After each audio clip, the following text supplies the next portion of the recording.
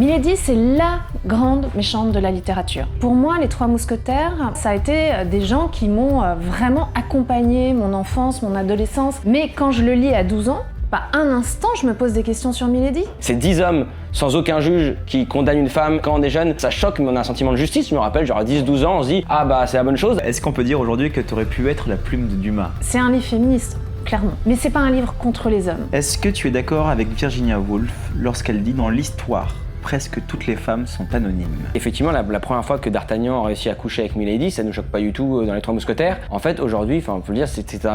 Mais ça parle de possession, la vie de Milady. Est-ce qu'un homme est propriétaire du corps d'une femme ou est-ce qu'une femme a le droit d'avoir la liberté de son corps? Bonjour à tous et bienvenue aujourd'hui dans notre rendez-vous littéraire, le rendez-vous au 19. Et aujourd'hui, j'ai le plaisir de recevoir Adélaïde de Clermont-Tonnerre pour son livre « Je voulais vivre » aux éditions Grasset. Un livre que j'ai vraiment beaucoup aimé et qui retrace l'histoire de Milady. Comment vas-tu? Très bien, et toi? Écoute, très bien aujourd'hui, je suis très content. Je suis en compagnie de mon franc-tireur Antoine Marvier à ma droite. Enchanté. Ça va? Monsieur le franc-tireur. Voilà. Donc, petit récapitulatif pour que les gens puissent savoir de quoi est-ce qu'on parle. Aujourd'hui, ton nouvel ouvrage que j'estime étant audacieux et émouvant. Voilà, évidemment, je voulais vivre. C'est un roman qui redonne voix et profondeur à l'une des figures les plus énigmatiques de la littérature française, Milady de Winter, héroïne du sombre et magnétique Les Trois Mousquetaires d'Alexandre Dumas. Longtemps condamnée au silence, réduite au rôle de manipulatrice, de traîtresse ou de séductrice, Milady devient ici un personnage à part entière, complexe, vibrant, traversé par ses blessures et ses désirs. Pourquoi s'attaquer? Alors aujourd'hui, il y a quand même un truc, c'est qu'il y a une espèce de mouvement qui permet de redonner la voix à certaines femmes qui ont été oubliées, mais c'est souvent des gens qui ont vraiment existé dans la vie de tous les jours, que ce soit dans notre famille, que ce soit un personnage historique ou autre, ou des philosophesses dont on ne parle pas. Et pourquoi un personnage de fiction, du coup? Mais écoute, moi je me suis dit, c'est pas parce que c'est un personnage de fiction qu'elle n'a pas le droit de réclamer justice, en fait. Elle m'a habité, cette femme, complètement. Et pour moi, les Trois Mousquetaires, tu vois, ça a été des gens qui m'ont vraiment accompagné mon enfance, mon adolescence. C'est un texte que j'ai lu, que j'ai relu. Mais quand je le lis à 12 ans, pas un instant, je me pose des questions sur Milady. Moi, ça me paraît parfaitement normal qu'on la punisse, parce que c'est la méchante, de toute façon. Et en fait, j'ai été très troublée des années plus tard, en ayant, tu vois, peut-être un parcours de femme, des amours, des choses qui ont fait que j'ai changé de perspective, de me dire, en fait, on a maltraité cette femme. Et j'ai eu envie de changer. Et moi, je me bats un peu contre cette idée qu'il n'y a que le fait vrai en littérature. Moi, je considère qu'il y a des personnages qui comptent plus pour nous que des gens qu'on peut croiser pendant des années, avec qui on va rester à la surface. Parce que quand tu es avec un personnage, tu rentres en très grande communication intime avec lui, parce que tu te glisses dans sa peau, dans ses pensées, dans ses rages, dans son cœur. Et du coup, je me suis dit, oui, ok, c'est un personnage de fiction, mais elle a le droit d'avoir son histoire et surtout elle a le droit d'avoir la parole. Parce que Dumas lui donne pas vraiment la parole. Est-ce qu'on peut revenir rapidement pour les gens qui n'ont pas forcément lu Les Trois Mousquetaires qui est Milady en fait? Milady, c'est la grande méchante de la littérature. C'est l'antagoniste des Trois Mousquetaires, qui sont d'ailleurs 4, parce qu'il y a D'Artagnan, Porthos, Athos, Aramis. Et c'est elle qui va à la fois les séduire, parce que D'Artagnan va être à un moment très amoureux d'elle et va être son amant. Elle va être la femme aussi d'Athos avant qu'il devienne Athos. Et il perd tout à cause d'elle. Et elle est l'espionne de Richelieu. Donc c'est une femme déjà chez Dumas ambiguë, dangereuse. Et puis c'est une empoisonneuse. Elle va essayer de tuer D'Artagnan à de multiples reprises. Elle va empoisonner la compagne de D'Artagnan, son amour qui est Constance Bonacieux. La gentille, moi, celle que je voulais être quand j'étais petite, parce que justement, on veut être gentille. Et du coup, je me suis dit, mais à aucun moment, on s'est dit comment on devient la grande méchante de la littérature. Et c'est ça que j'ai voulu faire. Ça c'est intéressant, ouais. Il faut avoir lu Les Trois Mousquetaires pour lire le livre? Non, ça me fait plaisir que tu dis ça, parce que toute la difficulté de mon livre, parce que j'ai eu le sentiment par moment de marcher sur une corde raide, c'était justement ça. Ceux qui ont adoré Dumas peuvent se lancer dans cette histoire en retrouvant des personnages qui leur sont familiers. Et ceux qui n'ont même jamais lu une BD, jamais vu le dessin animé avec les chiens, jamais vu une adaptation au cinéma, etc., ils peuvent se lancer dans mon livre et au fond suivre cette femme et voir où elle nous emmène. Moi, je voulais reprendre sur un point quand même, parce qu'on en parle, mine de rien, pas mal, qui est Moi, j'ai eu ce vertige, je suis quelqu'un qui a aimé les Trois Mousquetaires, qui était complètement bercé par eux, qui, je les ai relus en partie à la lecture de ton livre, était choqué de la dureté, on va y revenir, des Trois Mousquetaires. En fait, on lit ça enfant, ça nous choque pas tant que ça, alors que c'est extrêmement violent. C'est-à-dire que la première scène de ton roman s'ouvre sur l'avant-dernière scène des Trois Mousquetaires, mais qui est la véritable scène finale qui a marqué tout le monde, où finalement, c'est 10 hommes, et je pense que c'est important, il y en a, mais c'est 10 hommes sans aucun juge qui condamnent une femme et qui l'exécutent sur le champ. C'est une violence terrible, et quand on est jeune, ça choque, mais on a un sentiment de justice. Je me rappelle, genre à 10-12 ans, on se dit « Ah bah, c'est la bonne chose », alors que, et c'est très fort d'entrée de jeu, je le dis, on entre, et moi je me suis amusé à faire la comparaison, et ma question va être liée à ça, la comparaison précise entre les deux scènes. Déjà, je trouve vertigineux, parce que dans ton roman, il y a littéralement du coup des phrases qui sont reprises de description, et ça commence, la dernière scène des Trois Mousquetaires, c'est Athos qui vient casser la vitre, et là la première scène, c'est Milady qui voit Athos qui casse la vitre, et déjà la manière dont c'est décrite, comme on change de point de vue de caméra, mais c'est extrêmement réussi. Par contre, moi j'ai noté un tout petit élément, et à travers lui j'ai des questions, c'est que tu gardes beaucoup, précisément, en tout cas au début, le texte littéral des Trois Mousquetaires sur la façon dont ils s'expriment et dans le jugement, ce qui est, on y reviendra, d'autant plus choquant sur certains comportements. Pour autant, il y a quelques micro-modifications. J'en ai une en tête, par exemple, le bourreau de Lille. Pour ceux qui ne connaissent pas, c'est le bourreau qui a marqué Milady de sa marque infamante, et qui précise dans les Trois Mousquetaires qu'il est le frère d'une personne. Il ne le précise pas, par exemple, je m'explique. Et du coup, qu'est-ce qui amène à faire quelques légères modifications ou à conserver de manière stricto sensu ce qu'il y avait dans les Trois Mousquetaires? En fait, ce que j'ai voulu faire, c'est la dramaturgie. Et comme j'adore Dumas, je fais dans la méthode aussi une mise en abîme et je travaille à la Dumas. Dumas, par exemple, il disait « l'histoire, c'est un clou auquel j'accroche mes romans », c'est-à-dire que je prends des éléments de l'histoire et ensuite je les modifie. Donc moi, je me suis sentie autorisée à faire un peu la même chose et surtout, je modifie pas mal l'ordre. C'est-à-dire que dans la scène finale des Trois Mousquetaires où le bourreau dit « c'était mon frère », moi, au début, si je donne cet élément tout de suite, eh bien, je trouve que je donnais trop tout de suite. Je trouvais ça plus intéressant qu'on comprenne que le bourreau est lui aussi coupable parce qu'il ne la marque pas au fer rouge suite à un jugement, de nouveau. Il la marque au fer rouge parce qu'il veut venger son frère. Donc c'est de la vengeance personnelle. Donc tout ce qui est présenté comme de la justice dans ce texte, et qui sont des actes de violence inouïs, cette femme, donc elle est marquée au fer rouge. Elle est quand même sortie du couvent par un prêtre alors qu'elle a 15 ans à peine. Athos, qui est un personnage moi, que j'ai profondément aimé. J'ai été très amoureuse d'Athos la première fois où je lis Les Trois Mousquetaires. Je le trouve noble, ténébreux, torturé, enfin tous les hommes qu'on a envie de voir quand on a 18 ans, puis après ça nous fatigue, on a envie de changer. Et ce qui est très intéressant, c'est que cette scène de la pendaison, c'est-à-dire que lui, quand il se rend compte que sa femme qu'il croyait une femme pure est marquée au fer rouge, il fait ni une ni deux, il lui dit pas « mais ma chérie, comment est-ce arrivé ?» Non, il la prend, il la met à nu et il la pend. Il considère que c'est de la justice.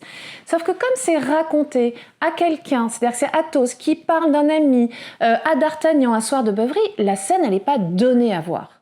Et moi, au contraire, je la donne à voir. Et c'est là où j'ai fait des choix, en fait, c'était que la dramaturgie est une logique et une force que le changement de point de vue nous donne à voir ce qui était juste évoqué chez Dumas, en fait. Tu sais que Dumas avait une plume, qui lui-même avait une plume. Oui. Exactement. Est-ce qu'on peut dire aujourd'hui que tu aurais pu être la plume de Dumas? Mais ça me fait super plaisir que tu dis ça parce que moi, pendant tout le temps où j'écris ce texte, c'est ce que j'ai imaginé. Dumas, c'est le premier showrunner de l'histoire. C'est-à-dire qu'il est l'inventeur de l'atelier d'écriture.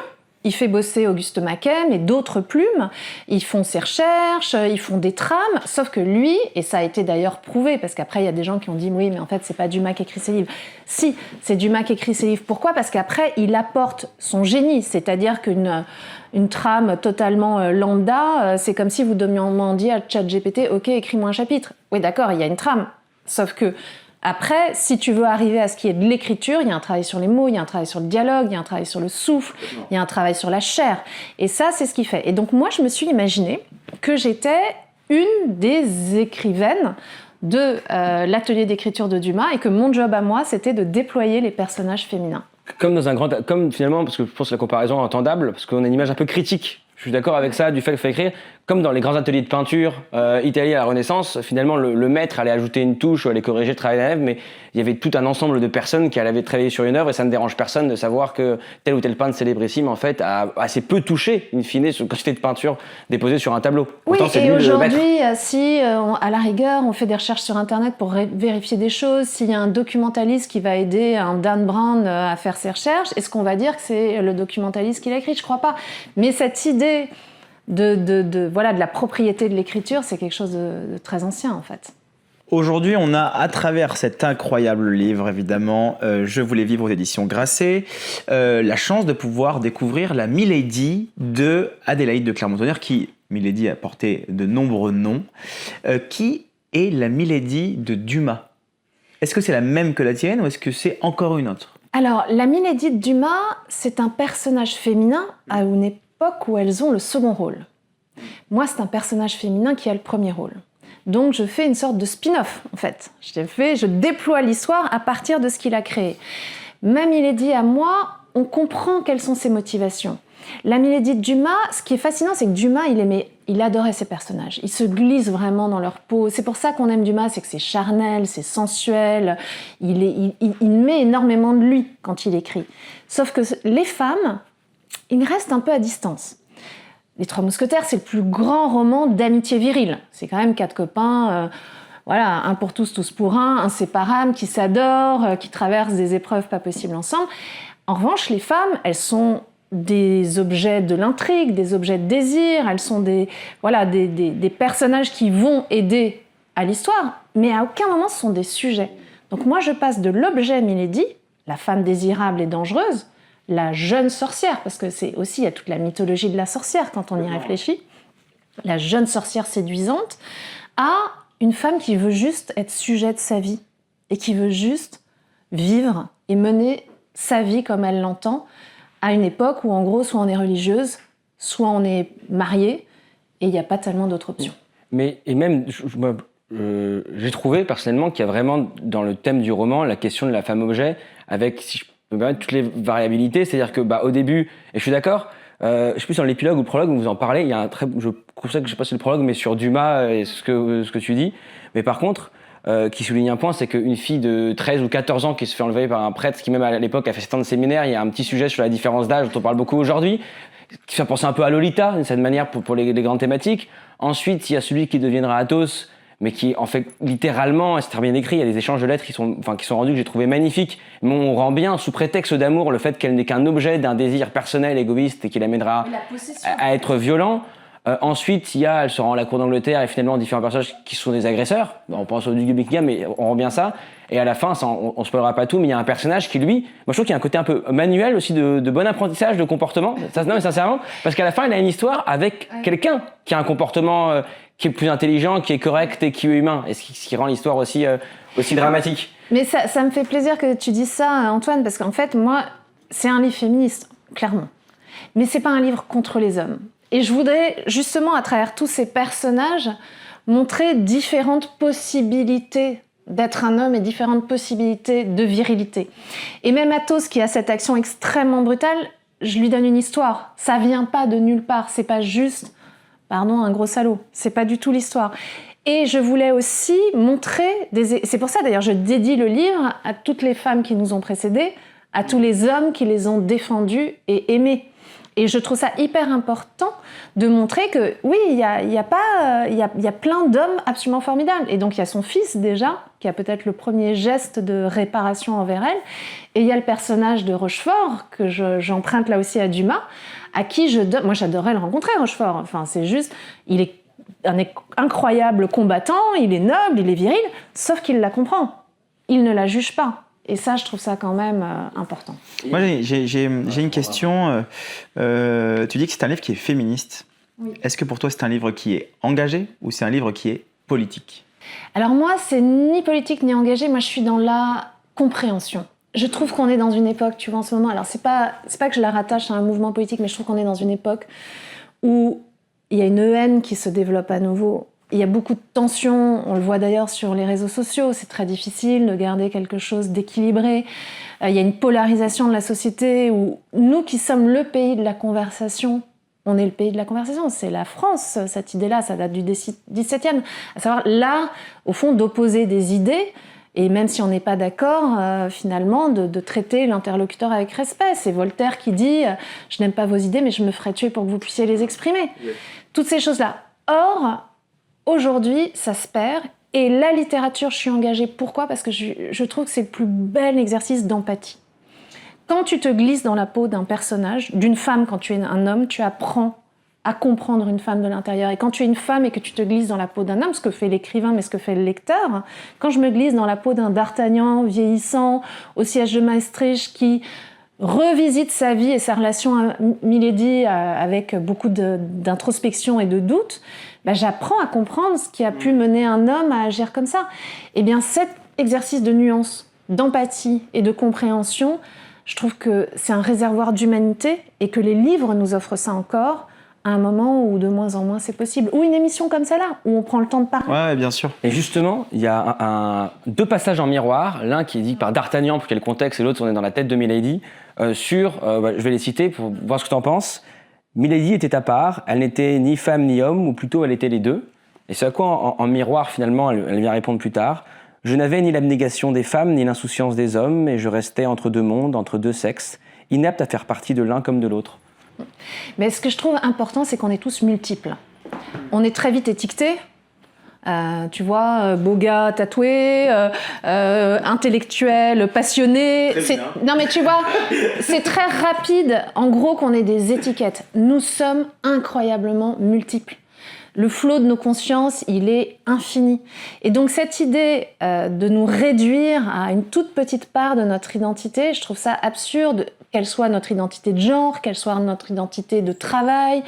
On a tendance à nous réduire. Et ce que j'aime, moi, au contraire, c'est montrer l'extraordinaire complexité de chaque individu et de chaque être humain, et le fait qu'on est effectivement ni tout blanc ni tout noir, et particulièrement les femmes qu'on a enfermées dans des idées préconçues. Il y a la vierge et la prostituée, la sainte et l'impure. Il y a toujours quand même cette idée, la blonde et la brune. C'est intéressant, par exemple, Milady, dans plein d'adaptations, elle est brune. Parce qu'elle est méchante. Or, on a associé cette idée que les méchantes sont des brunes, ténébreuses, magnétiques, etc. Or, dans le texte de Dumas, elle est blonde. Et c'est ça qui est intéressant, c'est qu'elle a une figure absolument angélique, ce qui ne l'empêche pas d'avoir un caractère bien trompé. Il y a une première chose, ce que je trouve extrêmement intéressant dans l'écriture, et là on va parler de l'écriture en soi, c'est que c'est un livre contemporain qu'on lit comme un classique, dans le sens où l'écriture, il y a une tentative de se réadapter à une époque. C'est-à-dire que tu écris en tentant de revenir à une époque, donc en réutilisant le champ lexical, en utilisant les termes appropriés, les expressions aussi qu'on utilisait à l'époque, qui ne sont pas les mêmes qu'on utilise aujourd'hui.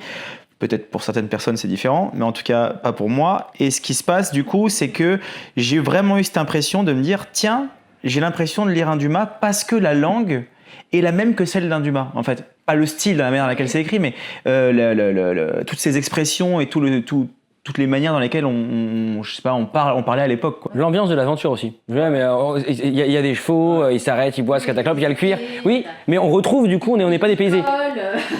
C'était difficile pour toi de réussir à faire ça, de réussir à parler comme il parlait à l'époque ? Alors ça, c'est très intéressant ce que tu me dis, parce que justement, moi j'ai fait très attention. Alors j'ai pas voulu singer ni la langue de Dumas du 19e siècle, ni la langue du 17e siècle, mais en revanche, j'ai voulu la colorer. C'est-à-dire que je me suis dit, on va pas pouvoir se transporter par la lecture dans cette époque s'il n'y a pas une coloration du langage qui te donne le sentiment justement d'être dans un autre temps. En même temps, comme pour moi Milady, c'est un personnage extraordinairement contemporain, et je pense qu'elle a traversé les siècles et qu'elle a traversé les littératures justement parce qu'elle parle encore de nous, les femmes, aujourd'hui, et qu'elle parle encore de cette relation entre les hommes et les femmes qui reste quand même l'un des grands mystères aujourd'hui de la vie.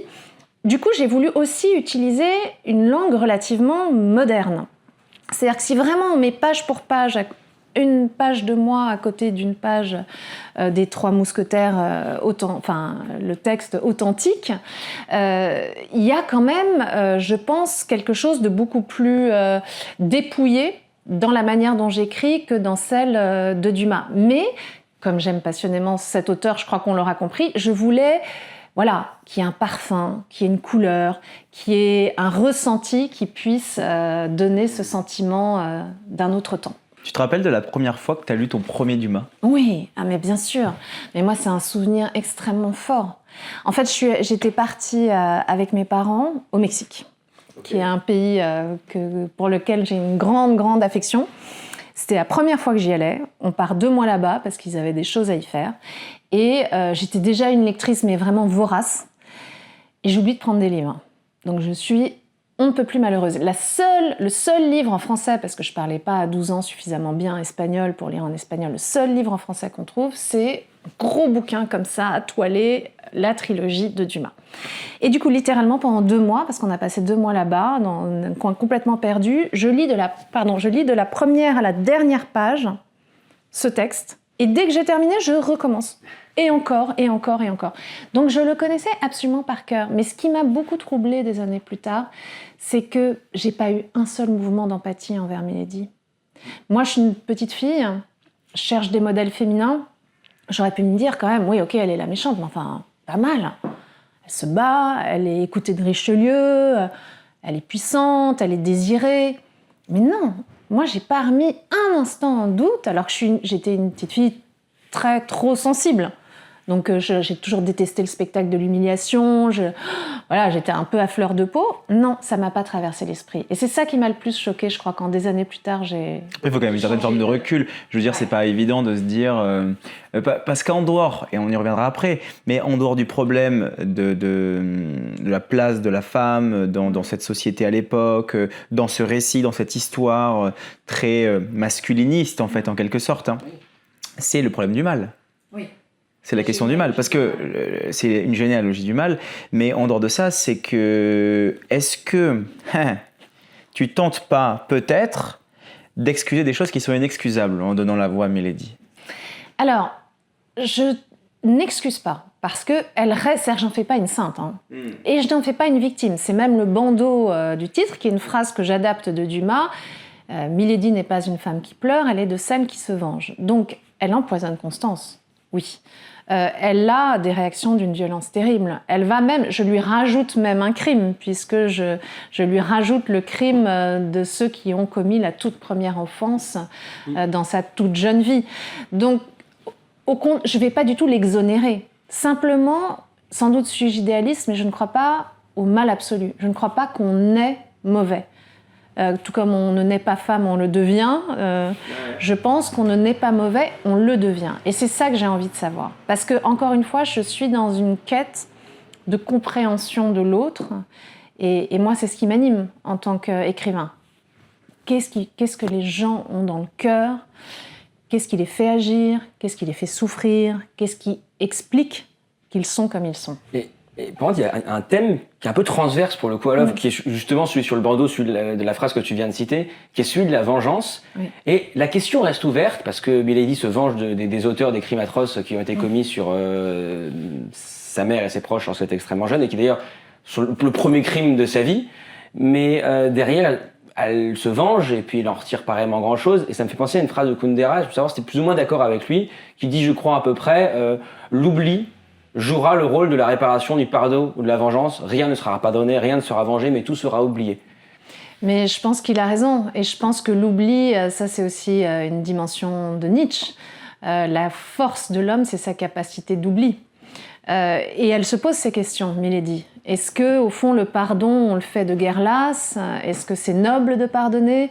Est-ce que la vengeance, je lui fais dire, la vengeance est une corrosion de toute votre personne aussi, ça c'est vrai.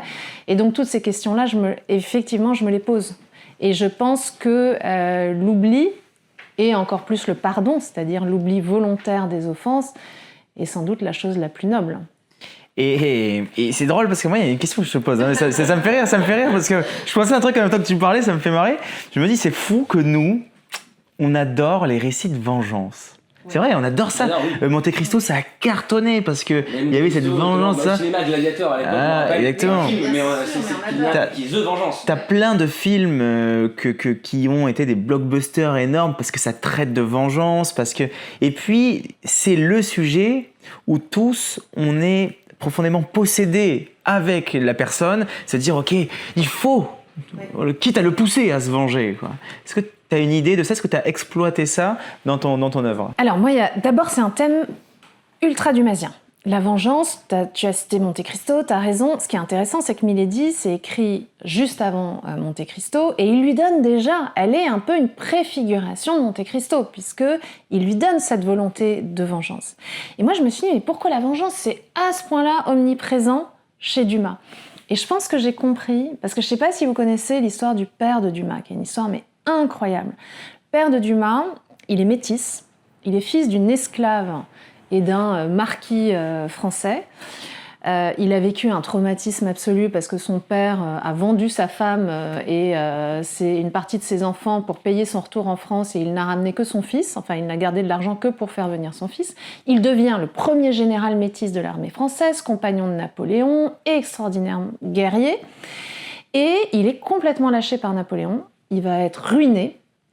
Abandonné, et il meurt quand Dumas a 5 ans. Et en fait, Dumas, toute son œuvre est quand même un acte pour renverser cette injustice première. Tout comme toute l'histoire de Milady, c'est un acte pour renverser l'injustice première. Et moi, je crois qu'on est tous tellement touchés par la vengeance, parce que le sentiment de justice, c'est une aspiration profonde. Quand on est enfant, c'est pas juste. Ou c'est juste ou c'est pas juste. Le sentiment et le besoin de justice, c'est quelque chose de très profondément ancré en nous. Or, la vie n'est pas juste. Or, la vie, très régulièrement, que ce soit des toutes petites injustices ou des très grandes injustices, eh bien, on y est confronté. Donc, la vengeance, c'est grisant parce que c'est cathartique. C'est-à-dire qu'à travers un roman, toutes les vengeances et toutes les justices que tu ne peux pas avoir dans la vraie vie, tu vas les vivre à travers des personnages de fiction. Et je pense que c'est pour ça qu'on y accroche. Et qu'est-ce qu'elle part? Alors, si on parle de vengeance, moi, ça me fait penser à Jean Kelevitch et à cette difficulté de pardon qu'il avait contre ses bourreaux. Quelle place, si la vengeance est nécessaire, quelle place a le pardon, toi, dans ton œuvre et dans ce... Moi, je lui fais vraiment... Moi, je crois profondément au pardon. Tout ce que j'écris, c'est dans un but quand même de réconciliation. D'ailleurs, là, mon envie, c'est de réconcilier les hommes et les femmes. Mon envie, c'est de réconcilier aussi la création contemporaine avec le patrimoine qu'on a la chance inouïe d'avoir. Moi, j'aime créer du lien. J'aime créer du sens. Donc, ça va dans une idée de pardon et de compréhension. Après, je ne veux pas être béni oui-oui, parce qu'il y a beaucoup de choses qui sont très violentes dans mes textes. Je pense que j'écris parce qu'il y a justement quelque chose dans le monde réel qui me blesse. Et que j'écris un monde où une alternative est possible, en fait. Mais il y a un personnage, je trouve, qui incarne vachement bien ça, je ne sais pas si tu es d'accord avec moi, mais dans ce livre-là, qui est celui de D'Artagnan. Oui. Déjà parce qu'il a la patine de la vie entre D'Artagnan, qui est le plus jeune et le plus foufou, et entre guillemets le plus victime parce qu'il a tué Constance sur ce plan-là, et puis qui vieillit, qui regrette. Après, il y a une autre lecture quand même qui m'a vraiment marqué, qui est effectivement la première fois que D'Artagnan a réussi à coucher avec Milady. Ça ne nous choque pas du tout dans Les Trois Mousquetaires. En fait, aujourd'hui, on peut le dire, c'est un viol, c'est-à-dire qu'il se fait passer pour quelqu'un d'autre, exactement comme Pendragon et Arthur, ceux qui ont ce mythe en tête, ou mille mythes, mais il se fait passer pour quelqu'un d'autre. Pourquoi elle ne se rend pas compte? Parce qu'elle fait ça toujours dans le noir, Milady, pour qu'on ne voit pas sa marque. Mais littéralement, en fait, D'Artagnan a commis un crime super grave, qui passe pour de la séduction maladroite dans Les Trois Mousquetaires, pas plus que ça, dont il s'excuse à la fin d'ailleurs en disant « Bon, allez, j'étais un peu maladroit, un donné pour un rendu », mais en fait, à la relecture de ça, moi je me rappelle réouvrir Les Trois Mousquetaires, sincèrement, et me dire, je suis totalement honnête, hein, elle a tiré le trait, c'est pas ça, je réouvre Les Trois Mousquetaires, je vais au passage, c'est exactement ça, et c'est là qu'on voit quand même la nécessité, moi je dis sincèrement, la nécessité d'un livre comme le tien, c'est que là j'ai rouvert Les Trois Mousquetaires pour réaliser la violence de la scène de la condamnation à mort, et réaliser la violence de cette scène qui passe pour de la maladresse qui en est pas, qui est extrêmement grave, et à l'inverse, sur la réconciliation, c'est aussi effectivement un livre qui je trouve est très beau pour ça, parce que à travers les souvenirs de D'Artagnan qui finalement regrette et aimerait demander pardon et hésite, et c'est vrai que c'est très beau aussi parce que dans la fin des Trois Mousquetaires il hésite D'Artagnan aussi vis-à-vis de Milady, et là tu donnes de la profondeur à son hésitation que Dumas n'a pas voulu donner cours.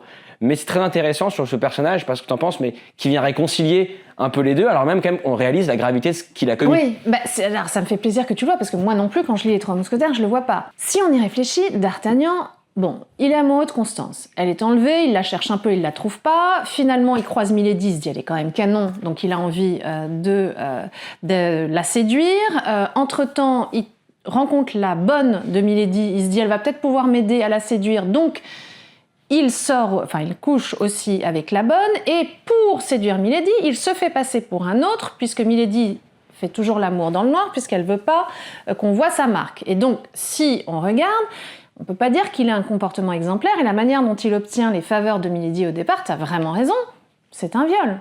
C'est quelque chose qui est loin, loin, loin du consentement. Mais là encore, dans mon livre, moi j'imagine un D'Artagnan vieillissant.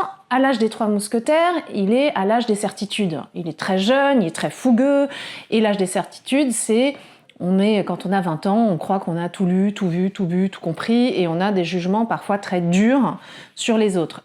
Là, dans Je voulais vivre, il est très vieillissant, encore fort mais vieillissant, et il est à l'âge des doutes. Et il va justement se questionner lui-même sur ses actes, qui étaient des actes, dans l'inspiration de l'instant, mais qui étaient quand même très contestables, ou en tout cas qui, pour un œil d'aujourd'hui, ne peut pas être acceptable. Et c'est ça que je trouve intéressant, c'est de ne pas détruire ce patrimoine littéraire que j'adore, mais lui donner une profondeur de champ, un pas de côté qui permette d'englober l'histoire de Dumas et de continuer à la faire vivre. Les amis, si la vidéo ou l'audio de ce podcast vous plaît, n'hésitez pas évidemment à nous laisser un commentaire, à nous laisser un like, à partager cette vidéo un maximum. Encore une fois, on est très très très heureux aujourd'hui d'accueillir Adélaïde de Clermont-Tonnerre pour son livre Je voulais vivre aux éditions Grasset, qui retrace la vie de Milady. Donc surtout, vous êtes très nombreux à nous soutenir, n'hésitez pas à aller partager un maximum cette vidéo. On va attaquer sur cette deuxième partie qui est pour moi très importante, qui est évidemment que tout livre naît forcément d'autres livres, comme certaines fleurs poussent sur des troncs d'arbres. Quel est ton tronc à toi sur lequel tu as poussé je ne sais pas si l'analogie est vraiment géniale, mais... Non, mais en tout cas, le terreau... Non, mais je suis d'accord. Moi, je pense que tous les textes naissent d'un très vaste terreau, en tout cas chez moi il a été grand. Moi j'ai eu la chance d'avoir chez moi, et je sais que c'est pas le cas pour tout le monde, un endroit où il y avait énormément de livres. Sauf que c'est des livres, mais alors en pagaille, pas rangés, pas organisés. Donc j'ai lu de tout. J'ai lu le pire et le meilleur. J'ai lu des magnifiques romans classiques, et j'ai lu vraiment des trucs... qui moi me passionnaient, mais qui rétrospectivement n'étaient pas forcément d'une très très grande valeur. Et donc cet éclectisme, ça m'a appris une chose, c'est le plaisir de la lecture. Et moi je trouve que c'est quelque chose de très important, c'est que avant tout, il faut qu'il y ait du plaisir à la lecture. Et je trouve que de temps en temps, en France, il y a un peu cette idée que si on a du plaisir à lire, c'est que c'est pas très bien, quoi. C'est pas la très bonne, la littérature. Si c'est facile à lire, ouais, c'est pas forcément très bien. Et moi, je crois que c'est le contraire. C'est très difficile de gagner l'adhésion du lecteur. C'est très difficile de polir tes phrases pour que vraiment, tu vois, elles t'accrochent et elles te lâchent plus et elles te donnent envie de continuer. Et c'est pas facile de créer un personnage qui devient vraiment familier, avec qui on a envie de passer du temps. Donc moi, j'essaye de donner les livres que j'aime lire, à savoir des romans avec du souffle, qui vous embarquent, avec des personnages auxquels on s'attache, avec des époques qui sont loin de ma vie et loin de mon quotidien. Moi, j'aime bien cette idée d'une littérature d'évasion. Et en ce moment, il y a des magnifiques textes d'autofiction, il y a des magnifiques enquêtes littéraires sur des faits réels, mais je trouve qu'il faut laisser une place à cette grande tradition littéraire du romanesque. Et moi, c'est ce que je creuse depuis Fourrure, depuis mon tout premier livre. Et donc ce terreau sur lequel pousse cette végétation de mes livres, c'est clairement les romans du XVIIe, du XIXe. Ensuite, quelquefois, on me dit « mais tu écris à l'américaine ». Ça me fait très plaisir, mais tous ces romans à l'américaine que j'ai adorés, ils naissent du roman français. Pareil, moi j'ai dévoré Dostoïevski et beaucoup de romans russes pour leur ampleur. Ça naît de ça. Et puis après, moi j'ai un choc absolument merveilleux avec le réalisme magique. c'est ce goût de la fantaisie, ce goût de quelque chose qui est au-delà de la réalité. Mais pour moi, c'est quel enchantement, parce que je fais partie, je pense, de ces écrivains qui écrivent pour une autre réalité. Et ça, je trouve ça très séduisant, un peu comme Romain Gary, que j'ai adoré aussi, a cette humanité et cet élan que j'aime essayer de donner, en tout cas. Vous allez bien vous entendre. C'est pas moi qui vais dire le contraire, forcément. C'est vrai qu'aujourd'hui, on voit quand même beaucoup moins de fiction. Plus le temps passe, moins la fiction est présente. Parce qu'il y a quand même aussi une certaine forme pas de tribunal, mais où la fiction nécessite l'extraction. Et que l'écrivain, qui tente en permanence de s'extraire de lui-même pour raconter un autre, est à l'opposé des mœurs sociales qui dit que si tu n'as pas vécu quelque chose, tu ne peux pas en parler. Ce qui fait qu'il y a beaucoup d'autofiction et beaucoup moins de fiction. Et là, pour le coup, tu t'extrais complètement de toi-même pour parler de Milady, pour rentrer dans cet univers-là. Moi, j'ai ma petite question. Pourquoi est-ce que tu n'as pas mis, et encore que j'en ai trouvé à l'intérieur, mais pourquoi est-ce que tu t'es pas dit, tiens, et si je rajoutais quelque chose d'un peu mystique ou magique pour encore mieux parler de Milady ? Alors je pense que j'ai un texte en moi qui un jour ira vers le mystique et le magique, et ça fait très très longtemps qu'il est là. Et vraiment je pense que un jour je l'écrirai. J'ai commencé à l'écrire et je suis pas allée jusqu'au bout. Là, Milady, je suis déjà sur un personnage de fiction. Et je ne sais pas si vous connaissez cette illustratrice pour enfants qui a vraiment un talent fou, qui s'appelle Rebecca d'Outremer. Et elle écrit au début d'un de ses albums « Ce n'est pas parce que c'est inventé que ça n'existe pas ». Et là encore, moi, je crois à l'invention. Et je crois que des personnages inventés... Regardez, même si on part sur des choses d'enfance, la force d'Harry Potter. Enfin, moi, je suis persuadée que je peux ouvrir une porte en faisant « Allô, Mora ». Voilà, je crois au sort d'Harry Potter, je les connais tous par... Voilà, non mais c'est ça. Pourquoi ? Parce qu'elle a créé un autre monde qui est tellement séduisant qu'on a juste tous envie d'y vivre au moins... On a tous attendu notre lettre. Moi j'ai attendu de recevoir ma lettre. Antoine Marie, tu es un sorcier qui a attendu l'école de Poudlard. Pourquoi les chouettes ne viennent pas s'installer chez nous ? Enfin, voilà. Cette capacité de rêve, d'adhésion, moi je trouve ça formidable. Il y a eu tout un mouvement de la littérature française, c'est le nouveau roman, c'est les développements récents où on dit le personnage s'est dépassé, je ne suis pas un storyteller, l'histoire c'est trop facile. Moi je crois aux histoires. Je crois que nos sociétés, je crois que nos familles, je crois que les individus sont fondés sur des histoires. Et je crois qu'on en a besoin d'entendre des histoires. Alors, c'est très intéressant ce que tu dis. Je vais pouvoir le relier peut-être à quelque chose que tu connais. J'ai longtemps étudié en philo le thème de l'identité. Et chez Paul Ricoeur, l'identité est narrative. C'est l'identité narrative. Et qu'en fait, nous sommes l'histoire que nous nous racontons de nous-mêmes. Et donc, est-ce que c'est dans cette optique que tu perçois les récits, les romans, comme une construction de son identité, parce que cette nouvelle histoire qui s'inscrit du coup dans la nôtre, parce que on en prend possession lorsqu'on lit un livre. Moi, j'ai eu l'impression d'être Milady à un moment donné, alors que je n'ai aucune idée de ce que c'est que d'être une femme. Mais pourtant, là, j'ai vraiment eu l'impression de me sentir Milady à ce moment-là. Et pas désagréable du tout, pour le coup. Enfin, ça dépend des situations quand même. Plus désagréable. Et du coup, c'est quand même le roman en tant que fiction permet de construire et d'enrichir cette histoire que nous racontons de nous-mêmes. Mais je suis tout à fait d'accord avec toi, et je pense même que c'est un exercice nécessaire. Je pense que le fameux « jeu est un autre » de Rimbaud, c'est quelque chose auquel on devrait tous s'entraîner d'une certaine manière. C'est comme un muscle en fait, cette capacité à vivre d'autres vies que la sienne, pour reprendre aussi le mot de Carrère. Je crois que c'est ultra important de sortir d'une injonction en ce moment qu'on a, qui est concentre-toi sur ta bulle, referme-toi sur toi, ne regarde que tes sentiments, que ce qui est proche de toi, parce que tu le vaux bien de L'Oréal, toutes ces injonctions de la publicité, de machin, etc., qui te referment sur toi-même.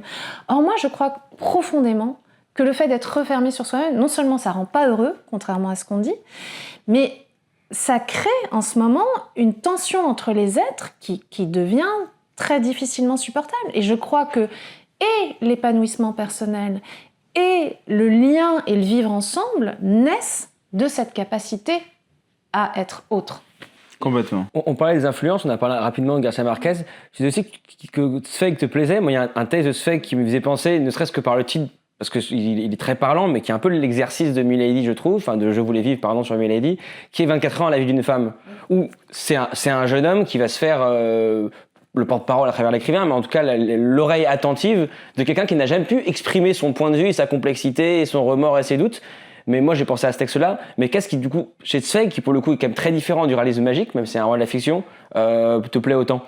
Mais si tu regardes, il a fait énormément de textes, de biographies romancées, dans lesquelles, justement, que fait-il si ce n'est comprendre de l'intérieur des grands personnages? D'ailleurs, il y a beaucoup d'historiens qui ont trouvé que, justement, il prenait trop de liberté. Mais moi, à chaque fois que je l'ai lu, j'ai eu un sentiment de communion avec ces êtres qui étaient parfois très éloignés de moi, parce que c'est aussi bien des personnages historiques que des grands maîtres de la littérature, etc.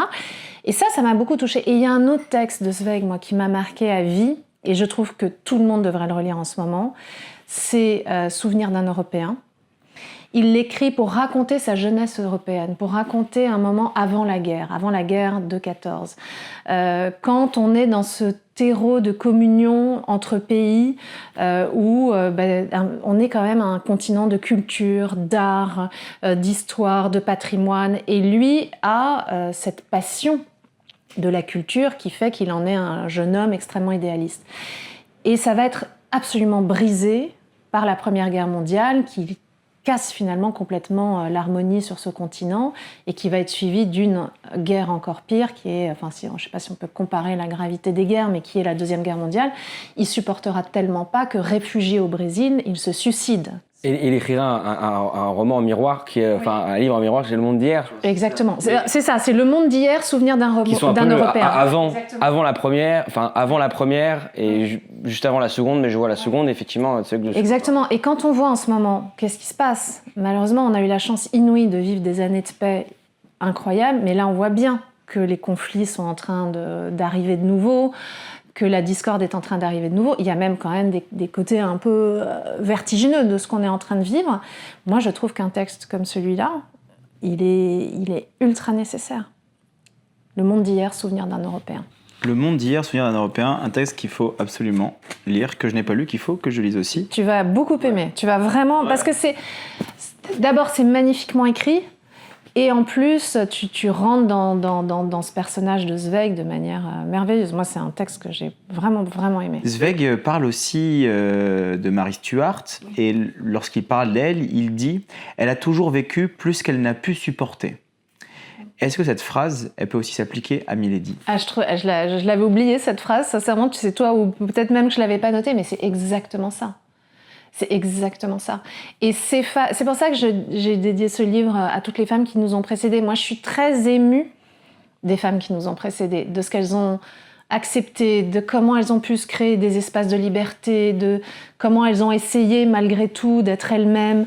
Et que ce soit une Mary Stuart qui finit, comme Milady, quand même décapitée par sa cousine Élisabeth Ier, ou que ce soit ma Milady, ou que ce soit Aliénor d'Aquitaine, ou que ce soit Marie Curie. Toutes ces femmes de génie quand même, avec des capacités incroyables et qui ont été empêchées, je trouve ça bouleversant en fait. Et Mary Stuart, d'ailleurs, c'est très marrant parce qu'elle apparaît en filigrane dans mon livre, dans le livre, bravo, justement. Ouais. Et au moment où Milady décide d'apprendre les armes autres, elle le fait en filigrane. Alors, je ne sais plus quel personnage prend exactement la parole, mais c'est assez drôle en disant que justement, elle va avoir ce dernier degré de la défense, qui est capacité de se défendre personnellement, qui aurait peut-être empêché à Mary Stuart de se faire décapiter. Exactement. Mais intéressant, ce destin de femme et presque l'avertissement qu'est le personnage en filigrane de Mary Stuart à la cour d'Angleterre. Qu'elle peut avoir. Ah non, il a très bien lu, quand même. Ah non, là, j'ai pas pris n'importe qui. J'ai pas pris n'importe qui. Bravo. C'est du travail de professionnel. Oui, je rends hommage. On parlait aussi, on n'a pas parlé, mais donc quand tu parlais de réalisme magique, tu parlais forcément de Garcia Marquez et j'adore comme tu le prononces à l'espagnol. Garcia Marquez, voilà. Garcia Marquez. Et que c'est vrai que la création du réalisme magique, pour lui, c'était avant tout, moi je suis un grand fan de Garcia Marquez, donc c'était l'idée de dire que en fait, pour lui, ce n'est pas du réalisme magique, parce que la réalité latino-américaine est dans son essence même surréaliste. Et c'est vrai qu'on a des pingouins qui s'échouent sur les côtes du Venezuela, il y a un perroquet qui dénonce des dealers, il y a des trucs pas possibles. Il y a quelque chose dans ce personnage de Milady qui, et là pour le coup, je ne sais pas si c'est volontaire ou pas, est assez surréaliste. Parce qu'en fait, on se dit, comment cette femme-là, qui a tant enduré toute sa vie, qui est paradoxalement entraînée par des 1000 légendes différentes, 1000 histoires différentes, on arrive à produire un personnage qui est à la fois réel, fictif et mythologique.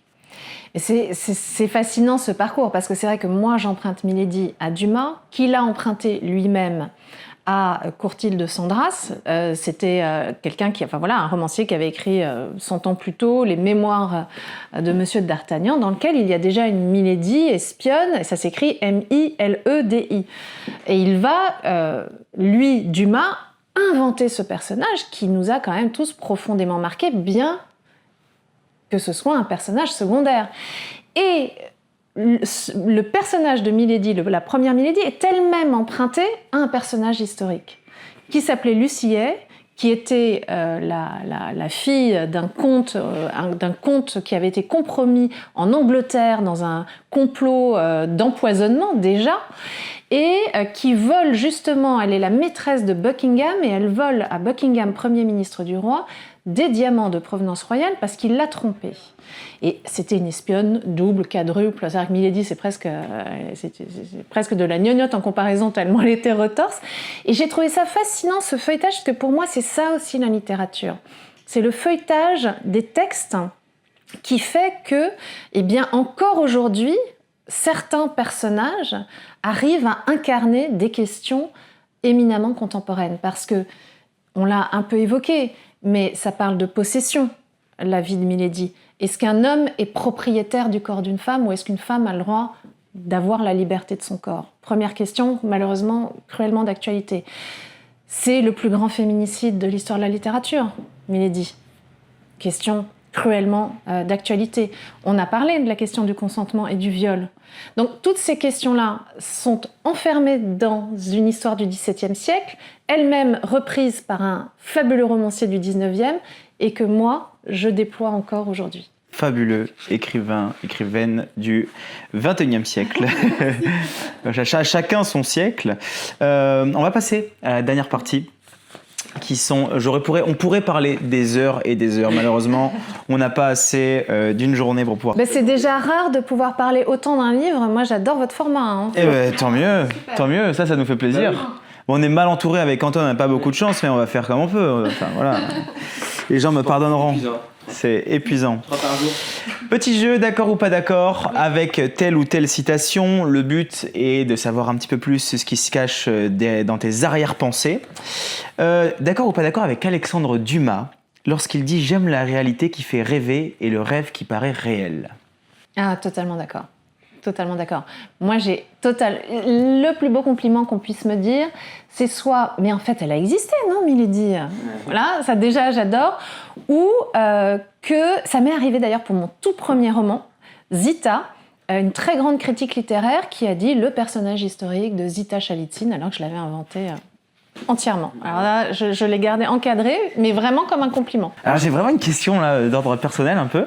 Le romancier est quand même celui qui ment et qui, à travers le mensonge, permet de faire croire des choses qui sont profondément réelles, de parler du réel à travers le mensonge. Est-ce que ça t'arrive, toi, parce que moi ça m'arrive, de mentir pour servir le récit que tu es en train de donner, tout en étant honnête, et de dire un honnête menteur en disant si on te dit mais c'est pas vrai, ça... non ça ne l'est pas, mais ça sert vraiment. Alors c'est vraiment cette question du mentir vrai. Ça c'est une grande question en littérature et tu mets exactement le doigt dessus. Moi je crois que le mentir vrai arrive par moments à quelque chose de plus véritable, de plus authentique que simplement le fait de suivre la réalité. Qu'est-ce que c'est le mentir vrai? C'est finalement condenser la vie, faire une sorte de précipité chimique de la vie pour lui donner plus d'intensité, plus de force, plus de tragique. Et ça, c'est quelque chose d'incroyablement précieux. Et cette expérience, justement, de vivre une autre vie que la sienne, je reprends cette idée, elle se fait grâce au mentir vrai. Je fais beaucoup de parallèles en ce moment, mais là je viens de penser à un truc qui est forcément génial. Mon livre préféré. Je suis quelqu'un de génial. Mais C'est épuisant. En vrai, c'est absolument épuisant. Genre le temps qu'on perd à entendre ces... Toute la journée comme ça, c'est vraiment épuisant. Le livre que je préfère de García Márquez est Chronique d'une mort annoncée. Ah oui. C'est le procédé narratif de Je voulais vivre. Oui. On sait qu'elle va mourir, que Milady va mourir. On le sait.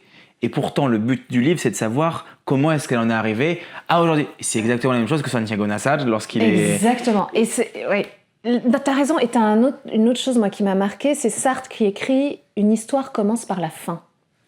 Et c'est très juste, parce que quand tu as la fin, tu vas sélectionner dans l'immensité du réel les éléments qui expliquent comment on en est arrivé là. Mais c'est une sélection. C'est déjà du mentir vrai. Dans ta vie à toi, quand tu dis, ben voilà, j'ai fait ci, etc., pour arriver à devenir l'un des chroniqueurs littéraires les plus influents du moment, ça a l'air d'être quelque chose que tu as prévu depuis toujours, mais c'est pas vrai. C'est à partir de la situation d'aujourd'hui que tu vas sélectionner les éléments pour que ça ait un sens.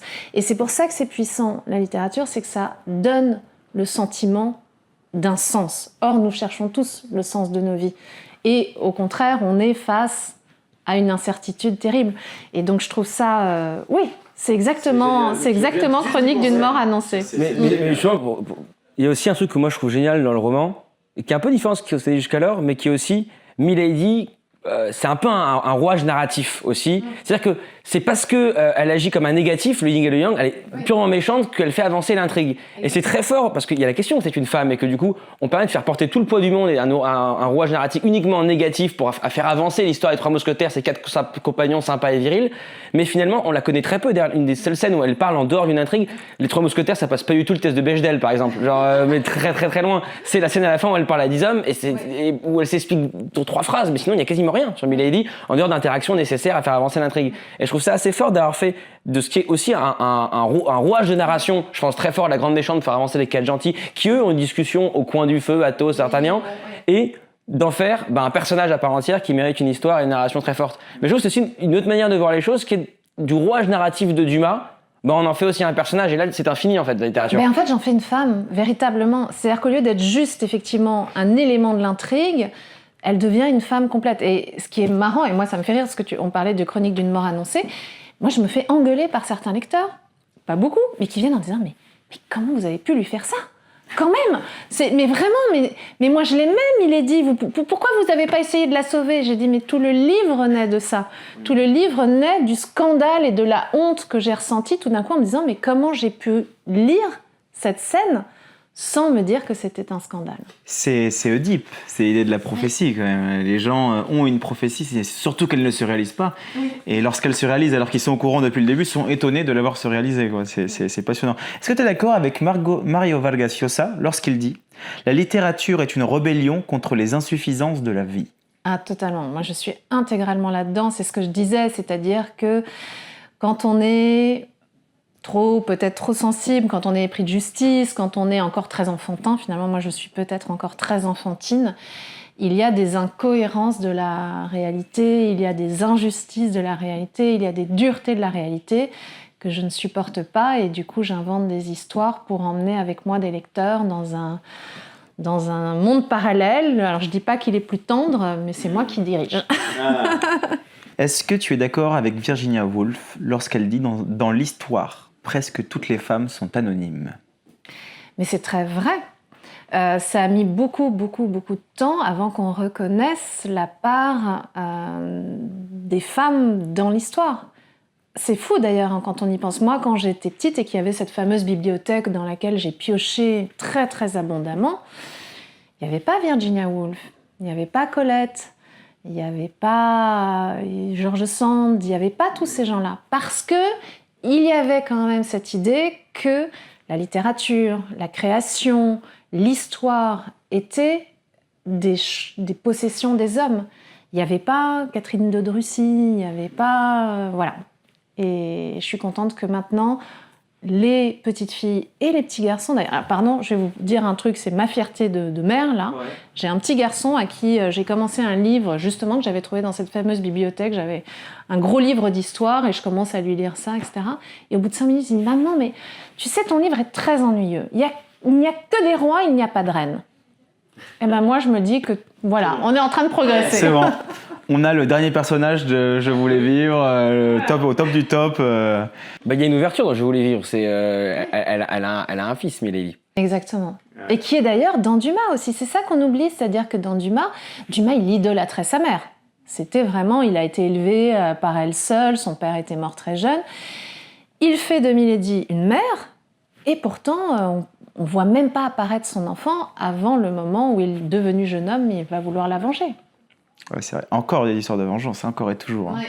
Est-ce que tu es d'accord avec Italo Calvino lorsqu'il dit « Un classique est un livre qui n'a jamais fini de dire ce qu'il a à dire ». Mais c'est exactement ça, mais c'est tout à fait ça.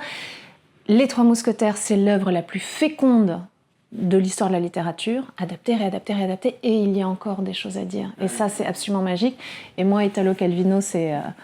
autre écrivain, mais amour total, parce que quand j'étais petite, je lisais régulièrement dans un arbre, dans un grand cèdre. Oh, donc le fameux Baron Perché avec ce jeune homme qui un jour, contrarié par sa famille, monte dans un arbre et il passera sa vie, eh bien c'est un héros, parce que moi je suis descendue et j'aurais peut-être dû rester dans mon grand cèdre en fait. Ah, c'est beau, que c'est beau. Deux dernières. Flaubert écrit à Madame Leroyer de Chantepie. Voilà. L'artiste doit être dans son œuvre comme Dieu dans la création, invisible et tout-puissant, qu'on le sente partout mais qu'on ne le voit pas. Je trouve ça assez juste, c'est vrai. Alors moi, j'ai pas un sentiment de toute-puissance quand j'écris. J'ai le sentiment, bizarrement, que par moments, les mots, les êtres me traversent. J'ai le sentiment d'être un vecteur. Et j'ai pas ce sentiment de propriété de mes histoires. Par moments, mes livres, c'est comme s'ils m'étaient venus presque au-delà de moi. Mais il y a une autre phrase de Flaubert qu'en revanche, je trouve peut-être encore plus juste. Il me dit « Il faut écrire comme on va à la mine ». Et souvent dans notre éducation, il y a cette idée que les écrivains ont une inspiration divine, on est connecté aux muses, machin, etc. Alors ça arrive, ça s'appelle le flow. Il y a par moments... Le texte, les mots jaillissent de manière miraculeuse. Mais il y a aussi tout le moment où on travaille comme on va à la mine. On va polir les phrases, on va enlever le trop-plein, on va épurer les histoires, on va travailler, etc. Et je trouve ça très important de dire à tous ces gens qui ont envie d'écrire, c'est pas d'être frappé au coin du divin. C'est pas vrai. Il y a bien sûr une partie d'inspiration. Et après, il y a du travail. Alors moi, tu vois, qui est en train de terminer mon travail sur mon premier roman, je ne m'attendais pas à ce que ça soit autant de travail, de relecture, de retravail, d'enlever, de raconter, de dire c'est pas si cohérent parce que le truc, elle est modifiée, changée. En fait, l'écriture, c'est vraiment de la réécriture constante. En oui, mais tu as parfaitement raison. Et ce que je trouve fascinant, c'est qu'une fois qu'on a fini un premier texte et qu'on s'est rendu compte de ça, je trouve qu'on est libéré. Et en tout cas, du peu que j'ai entendu sur ton livre, moi j'ai vraiment hâte de le découvrir. Tant mieux. J'ai une dernière citation qui est pour moi très importante. C'est une phrase de Socrate, écrite par forcément Platon, vu que Socrate n'a rien écrit, qui dit « Nul n'est méchant volontairement ». Qu'est-ce que tu penses de ça ? C'est le fondement de ce livre. Donc je te remercie d'avoir été chercher cette phrase parce que nul n'est méchant volontairement, je le crois profondément. C'est-à-dire que quelque chose dans la vie des êtres toxiques explique comment ils deviennent toxiques. Ça n'excuse pas le fait qu'ils soient toxiques, mais c'est un cheminement. Complètement, surtout que pour Socrate, la connaissance permet la pensée, de savoir discerner ce qui est bien de ce qui est mal. Donc on est mauvais en fait par ignorance en réalité. Et nous, quand on lit Les Trois Mousquetaires, on est ignorant de la vie de Milady. Donc en fait, on pense qu'elle est méchante naturellement, volontairement, parce qu'elle est naturellement prédéfinie pour être méchante, comme s'il y avait le gène de la méchanceté inscrite en nous. Et là, pour le coup, c'est une tentative très platonicienne, on peut dire, de remettre de la lumière dans l'obscurité. Sur la littérature, c'est plus léger, mais ça fait vraiment penser à cette phrase de Brel qui tourne partout, mais je rappelle ici, qui dit il n'y a pas de gens bêtes, il n'y a pas de gens méchants, il n'y a que des ignorants. Mais c'est exactement ça. Ouais. Et qui dit aussi, il n'y a pas de talent, il n'y a que du travail, il y a des gens qui travaillent à réaliser leur... Il va toutes nous les faire, on en a pour une heure de Brel. Là. Bon, merci beaucoup Adélaïde, j'ai passé un excellent moment. C'était vraiment génial. Merci Antoine. Je vous invite à tous à vous procurer le livre Je voulais vivre d'Adélaïde de Clermont-Tonnerre aux éditions Grasset, un livre qui retrace la vie de Milady. Vous avez absolument tout en description. Encore une fois, si la vidéo vous a plu, n'hésitez pas à la partager, n'hésitez pas à la commenter, à me dire ce que vous en avez pensé. Si vous avez des questions ou autres, on prendra le temps de vous répondre, évidemment. On remercie les éditions des Saint-Pères chez qui on tourne aujourd'hui ce magnifique, encore une fois, épisode. Vous retrouverez plein de manuscrits sur leur site internet absolument dingue. Encore une fois, c'est que des amoureux de la littérature. Et puis voilà, les amis, on se dit à très bientôt, peut-être pour le prochain sur le réalisme magique. Alors, du coup. Le rendez-vous est pris. Le rendez-vous est pris. Merci beaucoup. Ciao, ciao.